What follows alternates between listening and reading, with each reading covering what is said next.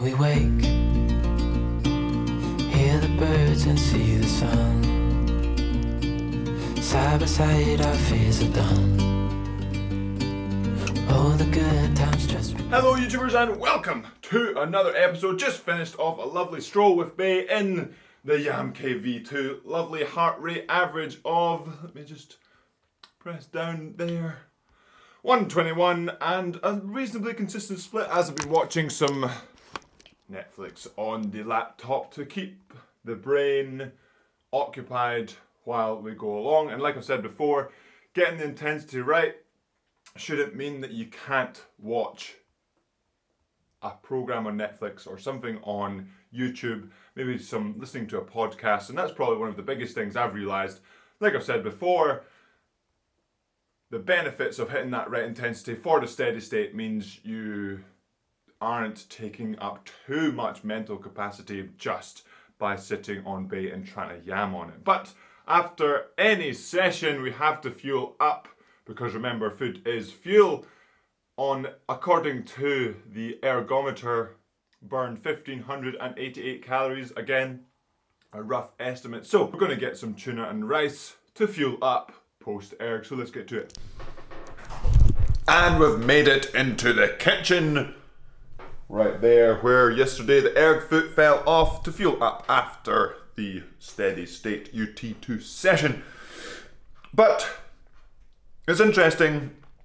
Yesterday, a lot of people were concerned about I posted a picture to the Instagram, this one, and hello Yam.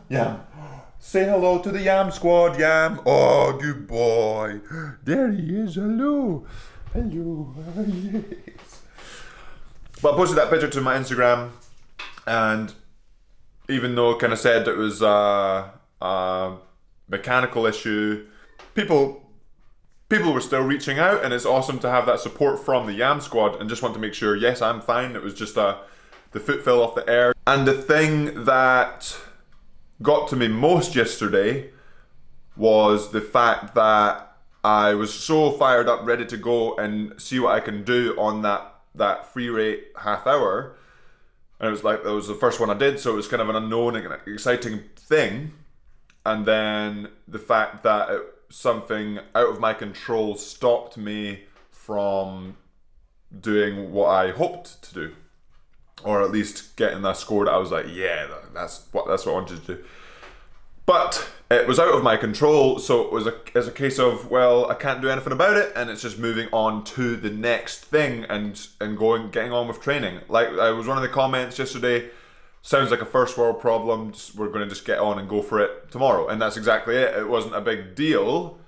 It was more just a case of a bit disappointing that it didn't happen yesterday. Doesn't mean it can't happen another day. And that's kind of what I wanted to talk about today, about the sort of dealing with failures, which I've talked about before.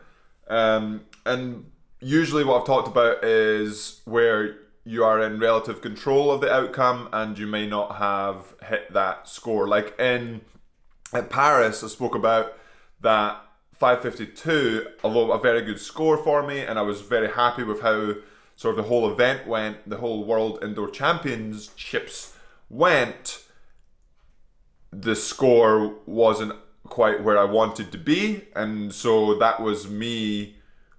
I had control of the outcome and didn't quite grasp control, if that makes sense. But yesterday, like I said, didn't have control of the outcome. So how do you deal with those different things differently? Do you deal with just the failures differently? Do you end up with, as Dobby comes back from his walk, do you deal with sort of the outcomes differently, the disappointments, the failures differently, depending on how they actually happen? So we'll let Yam and Dobby play. Dobby! And they're off. And then I'll finish up my food and then we'll get to talking. Oh yeah! So it will vary how you can sort of help get over a bit of failure or a bit of a bump in the road, depending on the actual bump. But one thing that always helps, regardless of the bump in the road, regardless of the hazard in your way, or previously that may have happened to you, is getting back on that horse, machine, road, whatever exercise or activity that you do getting back on and going for it again. Not necessarily saying, well, I missed the other workout or whatever it was, the challenge that I've not done well in before, so I have to do it again, but more trying to just continue as if it, not that it didn't happen, but workout wise, not trying to make up for it, but preparing for the next one. So I'm going to hop on the machine in the Yam Cave to do another workout today. This time a little bit more of a high intensity one, not because yesterday was not as well as I hoped, but it's just a programmed high intensity workout. So I'm continuing with the program regardless of what happened yesterday. I'm not trying to make up for it. So I'll probably see you after the last rep of this workout and have a little bit of more of a chat about just dealing with things that may go wrong. Are you? And we finished that workout, a little bit of experimentation, higher rate stuff. Like I said, haven't really been doing a lot of higher rate stuff, but it feels good.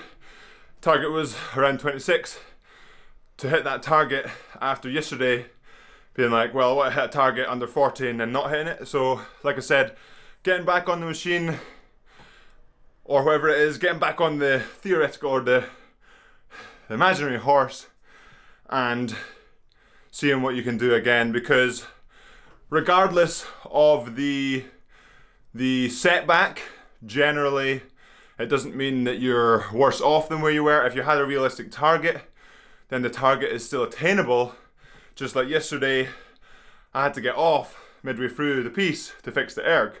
So the target that I had in mind wasn't attainable. But for you, if you have a mechanical issue or something that you can't control, definitely there's no fitness loss, there's no loss in your body. Maybe a hit of the confidence, that's the biggest thing, hitting the confidence.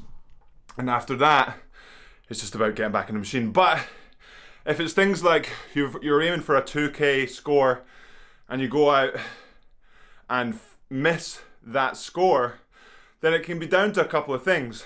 Is it because the target that you set for yourself is too ambitious and maybe you have to reassess your goals? And in that case, it's a case of getting back on the machine, not necessarily going out the next day or the next week trying that same thing again.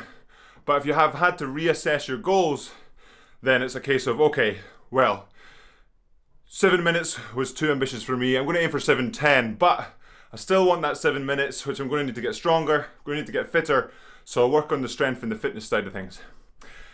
If you were doing a 2K, and so your goal was 7 minutes, and you did the first K at 6:45 pace, then blew up, and ended up at 7:10, then that's on you again. That's something that's really easily controllable rather than the things that are out of your control. But in this instance, again, not lost any fitness, maybe lost a bit of confidence, but you're looking at, okay, my strategy, I didn't stick to my strategy. I have to have confidence in my ability to really take it home and stick to my targets rather than getting overhyped, overamped, and giving it too much yam to begin with and therefore not able to hold it. Really, in that case, it's sticking to your guns, holding on, pushing strong where you are, not where the person next to you or where the person that you think you can be at eventually. There's no point in me going out at 5:20 pace because I've never been anywhere near 5:20 and now there's anybody in the entire world. So I go off of my previous PBs, my PRs, or mostly it's where workouts like this can suggest, okay, 26 today, that was quite difficult for me, so 26 for a full 2K today is going to be not possible. But over time, the splits can drop down. A 5:49 for me, possible a few weeks ago, or longer than that now. So using that, okay, 5:49, can I go faster than that today, tomorrow, next week, in a month from now? And then using the workouts that I do day in, day out to tell me how much confidence I have or should have in my ability. Is it a case of, well, I was 5:49 a couple months ago, I want to now go 5:45 and say I'm sit down for the 2K in whatever next 2K is, and the week before I did some prep and I was struggling to hit 5:45 pace. Well, that would suggest that I'm not ready for that 5:45 2K and I have to aim for maybe it's 48.9 rather than 49. But it's things like that, really trying to assess yourself internally, if it's a failure that is within your control, if you've lost a race to someone who sprinted through you, well, that could be a case of, again, the same thing. Did you go out too hard? Do you have to come back, reassess your race plan and see how you do? But the biggest thing, regardless of the failure, the problem, the bump in the road, it's all about analysing what went wrong. Regardless if it's out of your control or in your control, when you assess that problem, that failure, that bump in the road, you can create a plan, use that experience in the future and improve yourself. A failure doesn't mean you have to stop. A failure doesn't mean you're any worse than you were the day before. And a failure doesn't mean someone else has gained a step on you. And it doesn't matter if that failure, problem or bump in the road is created externally or internally. There is always a solution. But that will be it for today's episode, Yamsquad. A little bit of a short one, I think. I'm not really sure. We'll see when we get to the end of this video. Just wanted to go over, because like I said at the start, a lot of people were asking, are you okay? What's wrong? They didn't quite see the vlog, just saw a picture on Instagram of my head down. I thought it was quite a cool picture anyway. But just making sure, yes, I am good. But if you are struggling, then maybe you could use what I just talked about to help you push forward. And again, it's not sort of, okay, I'm not doing well today, I have to make up for it tomorrow. It's okay, maybe I'm not doing well today, or for me, not yesterday.